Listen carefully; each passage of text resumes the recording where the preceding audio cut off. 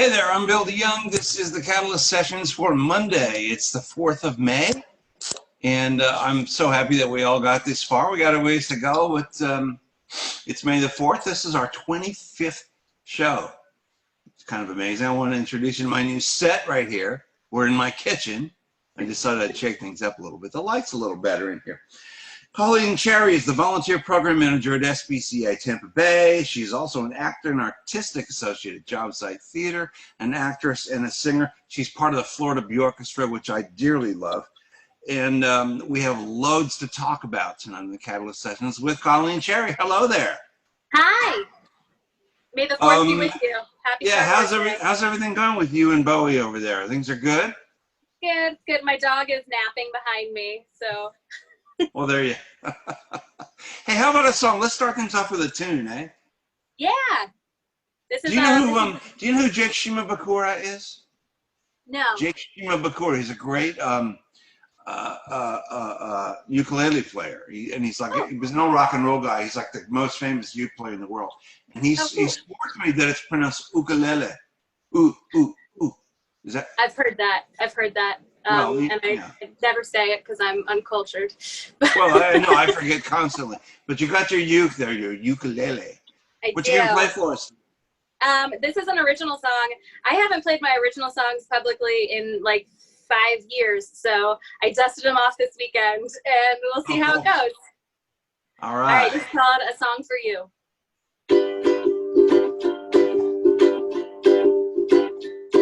You're the picture by my bed and the song in my head, and the things we said never fade. You're the fireflies, sweet light, mountains, clouds, and satellites. Darling, look at this love we have made. Honey, there's something only we can know. Oh, if I had dreams, you made them so. You're the cool lake so deep, the river singing me to sleep, and the secret I keep in my heart. You're the trees tall and still, the birds song through my windowsill. I'll sing it when we are apart. Honey, there's something only we can know. Oh, if I had dreams, you made them so. You're the sun on my face and the wind's sweet embrace. When we drive place to place in my car, you're the winding hilly street where the sky and treetops meet. I can hear your voice from afar. Honey, there's something only we could know. Oh, if I have dreams, you made them so. Honey, there's something only we could know. Oh, if I had dreams, you made them so. You made them so. You made them so. You made them so. Hey, very cool. Hey, are you a St. Pete native? Are you a local person? Born and raised in Seminole. My St. Pete friends will call me on that when I say I'm from St. Pete. I was born and raised in Seminole. I went to Gibbs High School. I went to Pinellas County Center for the Arts. Yeah, I think I knew that. You know, yeah. I actually went to Gibbs High School too. Quite a few years before you did. And they didn't have the Center for the Arts there yet. You know, we had a some of the Bjorkestra members, like half of the Bjorkestra went there at some point. So I think like Jeremy and Jamie Perlow, they were all pretty early on in the program. That's way cool. I mean, we barely had. I don't think we even had air conditioning when I was there. You know, it was primitive time, prehistoric times. You've got a lot of irons in the fire. I know you've had a lot of gigs here in St. Pete. Over the last few years. But you worked for the Rays, I think you said while you were in high school. Tell me about that. Yeah, so when I was in high school and for a couple years there in college, I worked for the Tampa Bay Rays. So they actually reached out to Gibbs. They sent an email and they're like, hey, we're looking for energetic young people. Here's a perfect job for actors, for arts kids. A go-getter who worked for practically nothing, in other words? No, they paid us so well. Oh, they cool. paid us really, really well. I think we made maybe $50 a night for 2 to 3 hours of work, like right so what'd you do? Before the games. We would run like the batting cages and then make your own baseball cards. So it was when they added all the stuff for kids around the Trop. Oh, yeah. You know, because nobody was watching the games. Yeah. I remember when my son was young, I mean, we would come down here and visit grandparents and we'd go to the games. And I always remember that kind of stuff. And there's a lot of acting involved in that. I mean, you have to play to a big audience when you're in the stadium like that, right? For sure. You know, yeah. But you were always going to be an actor and a singer. Yeah, so my first job ever, I worked at Shell's Seafood Restaurant down on Reddington Beach. And I was a hostess, but I was only there for, a couple months, and I decided I am never going to work in the restaurant industry. No offense to anyone who works in the restaurant. Mad respect for what you do, but I was never going to be that actress that's like, I wait tables real good. So I always kind of had odd jobs in high school and college and then early on in my acting career. Did you say that with a British accent? My acting career. My acting career. The great thespian. Yeah. Yeah. So you've worked. Tell me, where you've performed. Stuff you've done. So I kind of cut my teeth actually at the Palladium and Studio at 620. When we were in high school, people like Bob Devin Jones would say yes to us when, a bunch of teenagers would be like, hey, we have an original musical, or a friend of mine produced The Wild Party, Andrew Lippa's The Wild Party, starring a bunch of teenagers and recent college graduates. And we did it at the Palladium and at Studio at 620, and we would use those places as rehearsal spaces. And it was an incredible time to grow up, and it's great to still have those connections with the people running those organizations that I'm like, musical theater was kind of it for you, right? I mean, still is. Still is. I love musical theater. Before we go there, I mean, I have to ask you about the SPCA, because it's so fascinating to me, the things that I've read. First of all, what was the virtual pet walk on April 18th? What was that? Okay, so I started working at the SPCA in November. I'm the volunteer program manager. And Pet Walk was supposed to be our next big fundraising event. They do it every year in downtown St. Pete, where I'm bad at Ks. 2K, 3K, whatever, how many K, special K. Right. Special K, where we would have vendors set up and music and a pet costume contest and all this kind of fun stuff. Big events, and then people showed up and walked their dogs around downtown St. Pete. Yeah, well, cool. COVID-19 had to have our very first virtual event, so we had people tuning in on Facebook Live and walking their dogs virtually with us. What, like around the house or something? Basically, yeah. Promenade through the dining room and take a left at the, wow. And people submitted their costume contest photos, so we got a lot of those. But leading up to the event, most of the fundraising happens beforehand. It's like one of those, those runs or walks or whatever, where people do fundraising on their own with their pages. And since it's my first year with the company, it's like, I need to do good. I'm super competitive. I want to raise a bunch of money, for an amazing cause. And we got to the week of, and, with everything happening in the world, I hadn't put much focus into it. And I was like, oh man, we have a week. What can I do? So I decided to write songs for people's pets. In exchange for a $5 donation, and I set a goal for $500 and ended up writing 61 songs in a week and raising over $1,400.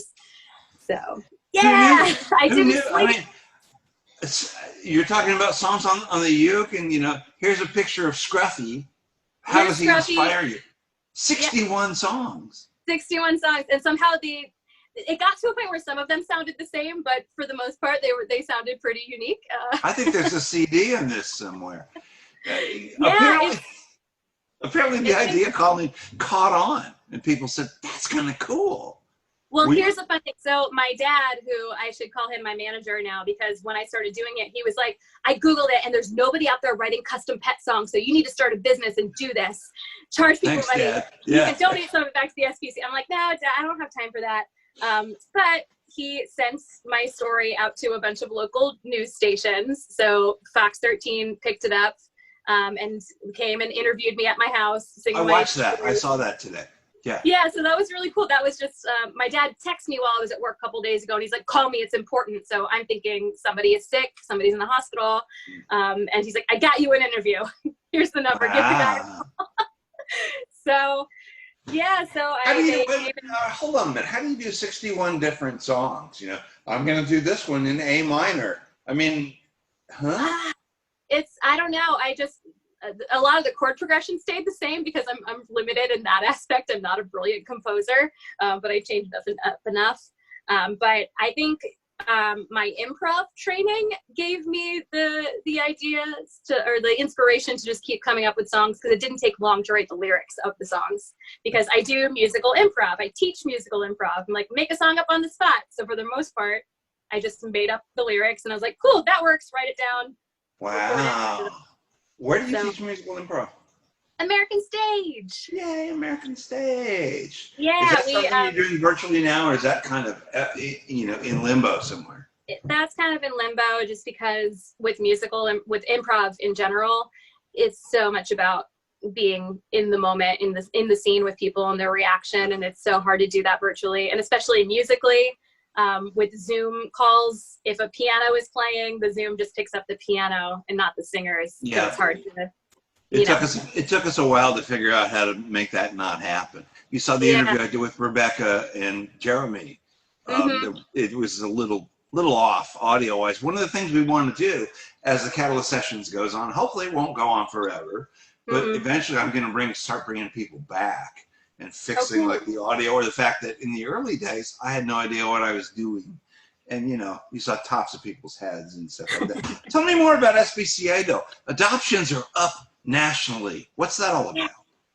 I think people just don't want to be alone in quarantine, and I think people are realizing what's important to them in this time. I think that's kind of the beautiful thing about having some time where maybe work isn't as much of a distraction, or you're home and you realize, like, what would be great in my house, in my home, to come home to? A dog, a cat, a hamster, whatever. You adopt out a lot of hamsters, do you? We do, yeah. The prolific breeders. We adopted a duck and a pig last week, so all kinds of critters in homes. Tell me how it works. There is contact between the people and the animals? It's not like, say, a dating site where you see a picture. Boy, I like the way she or he looks. I'm gonna, let's go have a play date with this dog. How does it work? I mean, is it essentially the same? People can come in and look at the animals and romp around in the yard? Yeah, so we've had to change, the way we do business a little bit, where the adoptions are by appointment only. So people call and they come in so that we can limit the amount of people in the shelter, adhere to all those social distancing guidelines, and make sure, there's that 10-foot space between humans. But there's I don't think any cases really of dogs transmitting it to people. So that's fine. There was that tiger everybody's talking about in the zoo, and we got a lot of calls for that. But other than that, I got a couple of cats around here that, if they don't shape up, they might be sending them your way. I threaten them with that all the time. I heard her just hop down on something. Listen, if you just joined us, I don't think we're live, but we're recording, which means that you're probably watching this slightly after Colleen and I were talking. But this is Colleen Cherry, who is an artistic associate at Job Site Theater, and she's also the volunteer program manager at SPCA Tampa Bay, part of the Florida Bjorkestra. She's also a ukulele player, or as we discussed, ukulele player. And Colleen's going to give us another tune, aren't you? Right about now? Yeah. Yes. What do you got for us? So this is a song that I wrote when I was a full-time actor, and all of the angst that comes with that.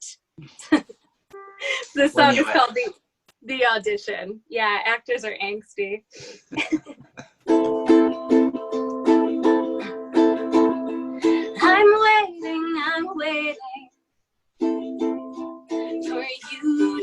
call my name.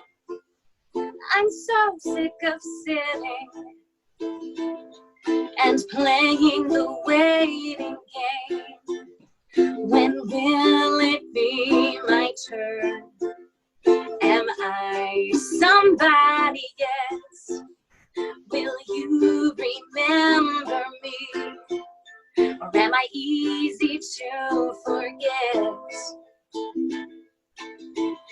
I'm nervously waiting for you to see me. What if I falter? Or worse, sing off key? When will it be my turn? Am I somebody else? Will you remember me? Or am I easy to forget? La da da da, la da da da, la da da da,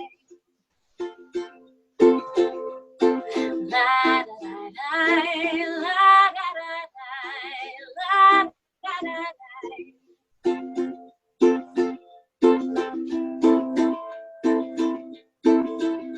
The waiting is over. I walk onto the stage. I smile at the faces who barely look up from their page. The music begins. I sing with all my heart while they whisper to themselves if I'm right for the part. Thank you and exit. Drive myself home, wishing and hoping as I wait by the phone. Will this be my turn? Am I somebody else? Will you remember me?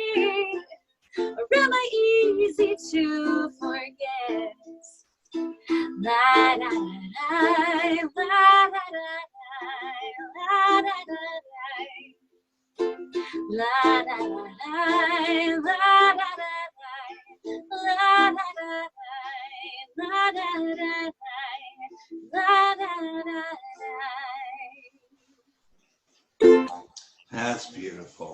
You know, the first time I saw you was with the Bjorkestra, and there's something about the way the voices, I don't know, I don't want to give Jeremy too much credit, but the way the voices were curated to go together. You have the perfect voice for that kind of harmony singing, like pop harmony singing, and Jamie's the same way, and you know, Cassandra, and the blend. And so as much as it pains me to do it, I got to give Jeremy Douglas so much credit. I'm kidding, because I think he's brilliant, but no, it's true. He's just a good human coordinator, just bringing good humans together, like, let alone the talents that everybody has and how well we all gel together. And it's every time I'm on stage with those people and get to sing with those people, it's unreal. I've never. What was the first thing you did with them?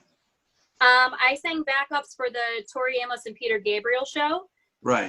So that was in the side door, and that was right after Lizzie. So I remember Jeremy telling me about the Bjorkestra and like rehearsing the songs, and I was like, by the way, I love Tori Amos so much, and I already know all the harmonies. So if you need another singer, it just happened to say yes and call me up to do the show. So that was my first time with the Bjorkestra.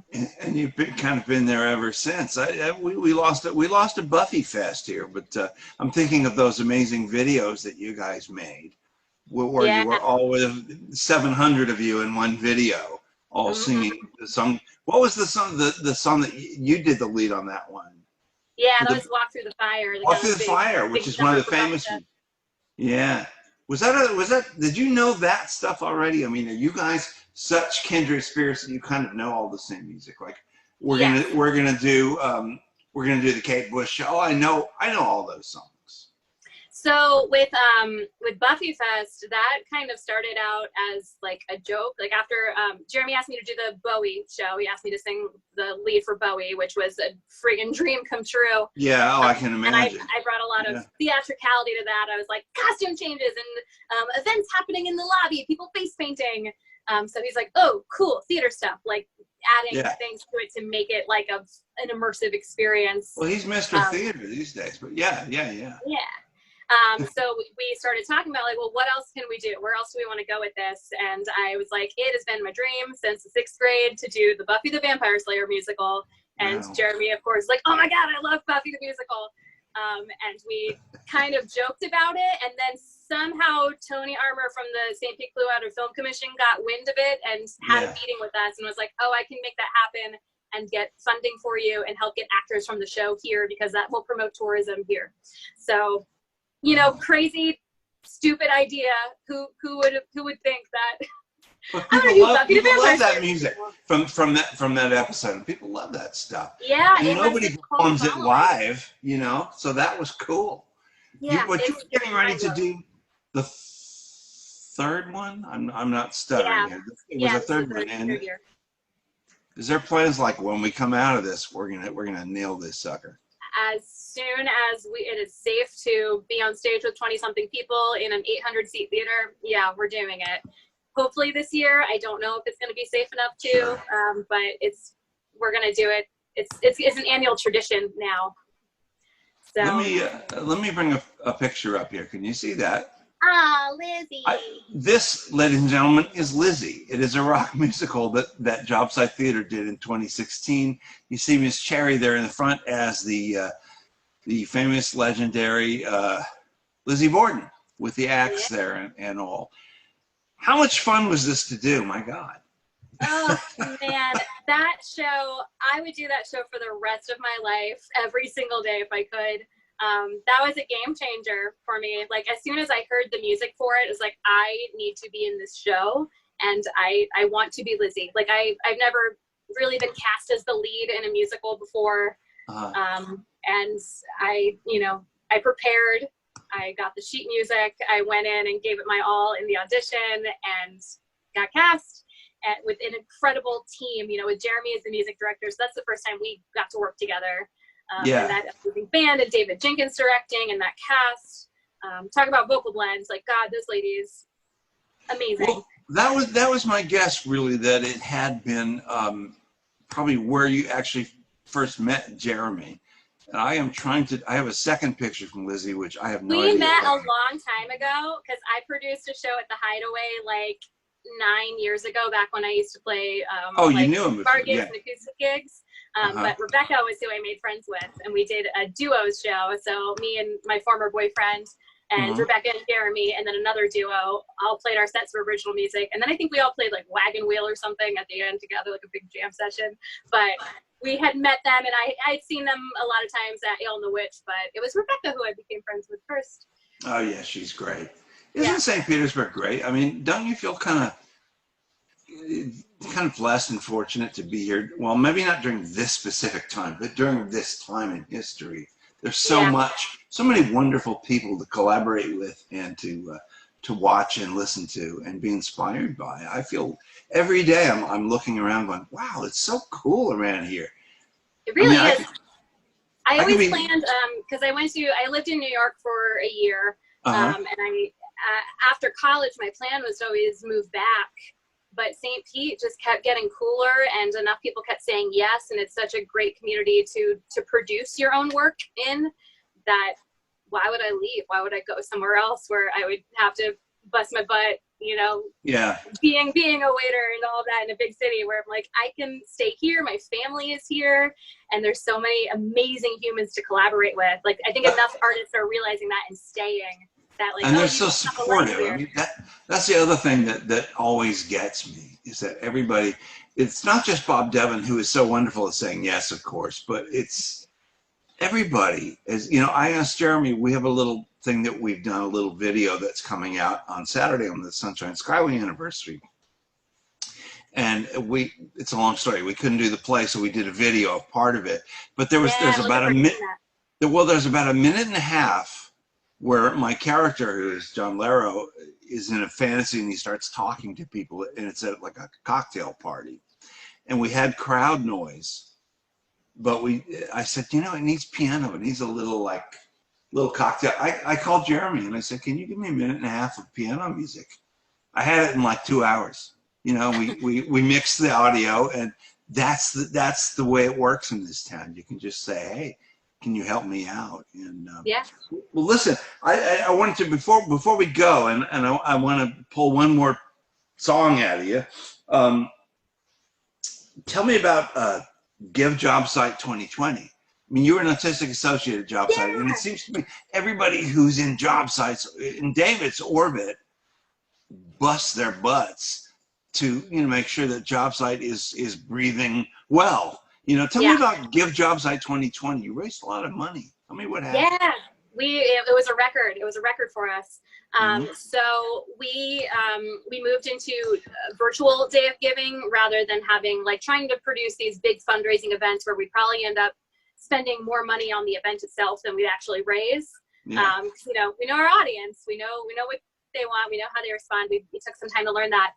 But these virtual days have been really successful for us in the past. So last year we set a record and raised over $20,000 in one day, which was incredible. And we thought, like, oh, my dog is scratching herself behind me. That's Ella. Yeah, no, it's good. It's we good. weren't It's sure fine. how people were going to respond. And as David said in some of his videos, like, it feels really weird to be asking people for money right now when so many people are hard up. But we need it. We had to cancel the last 2 shows of our season. Right. You know, so the community stepped up and we raised over $30,000 in the one day. So that's the other thing, that you have such a supportive audience and a community here. That's the other, you know, notwithstanding the collaborations and everything. Tell me, you get $30,000 in one day without actually going out and sticking your hand out or doing some sort of bells and whistles show. Just, we need money. Can you help us? Yeah, so I mean, a lot of it came from smaller donations from people, you know, $5, $10, $20. We also had a matching grant from the Gobioff Foundation. They're incredible, the work they do for the area. We're so lucky. We're so lucky to have people like them in our corner.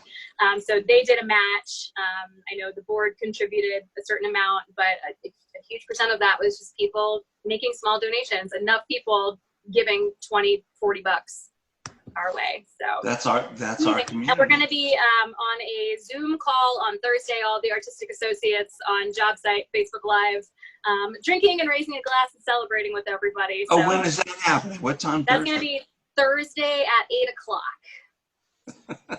I think I'll tune in. I should be done with this on Thursday. Thursday is Helen Hansen French, the dancer. Oh, I love her. She's so great. Yeah, she's fabulous. And La Lucha is going to be here on Wednesday. Cool. From 3 different places. I don't think they're going to try to play it. Can you imagine? But we're going to do some talking, and it's an amazing town. It's an amazing community, and we're lucky to have people like you too. And I think that Job Site is lucky to have you. Certainly, the SPCA is. And what's the next show you're going to do, other than maybe Buffy Fest someday? I mean, any idea what's down the road for you? I don't know. I should be opening the Resistible Rise of Arturo Ui, the Brecht play at Job Site, like next week was supposed to be opening. So I don't know if that'll happen, if we're going to try to plug it into next year or next season. Right. Fingers crossed, because it's a very cool play and it's a very timely play. So love to get to do that at some point. But I don't know. It depends on the future of theater. For now, I'm going to be writing a whole lot of pet songs for people. I'm starting a side hustle. You're doing a volume 2 now? I mean, I thought you were done with your 61. Gonna make it a little business where I charge people money for it, so I can actually make money and justify buying a website for it. But donate some of the proceeds back to SPCA. So, you know, they're still getting it, but I'm getting a lot of requests coming in. So that's fantastic. So people can go to your website, your Facebook page. Yeah, they go to my Facebook page is Colleen Cherry Sings. But ColleenCherry.com is being built as we speak by the fabulous Kara Goldberg. She is making my website. Oh, right. So if I want a song for my idiot cats and you know, a couple of bucks, yeah. They wouldn't care. There's no gratitude there at all. Listen, Colleen Cherry, thank you so much for being with us. And why don't you take us out with another tune? I'd love to hear another song.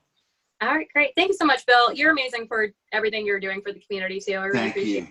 So grateful to be here. And Yeah. thank you again. Okay. Happy Star Wars Day, everybody. May the 4th be with you. May the 4th be with you. And also with you. And also with you. Recovering Catholic over here. Can't help it.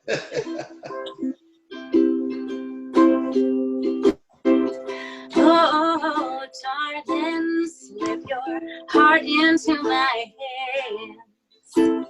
Take me in your arms now. I'll give us a chance. I can't say what's more frightening, belonging to someone or being alone. All I know is when I'm with you, I'm finally home. Baby, I'm home.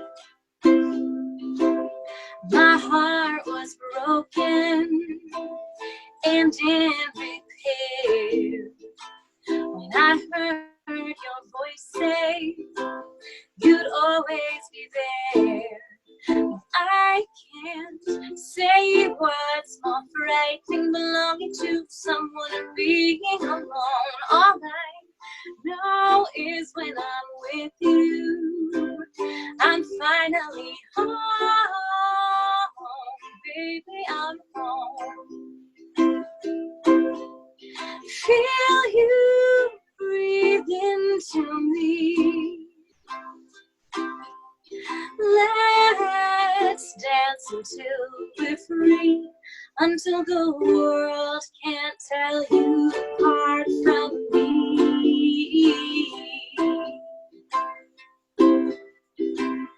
Through good times and bad times, you see me through. So I'll surrender and give my heart to you.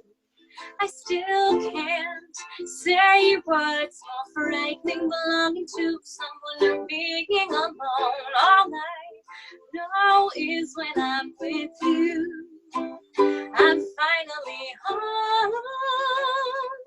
Ooh, baby, I'm home. So beautiful. Colleen Cherry, from me and the city of St. Petersburg, and from Jake Shimabakura. My wine's gone. See what you did? Thank you. Thank you. Cheers, and we'll see you on the other side of this. Thank you. Tomorrow, everybody, Tony Tyler is going to play some rock and roll for us. Good night.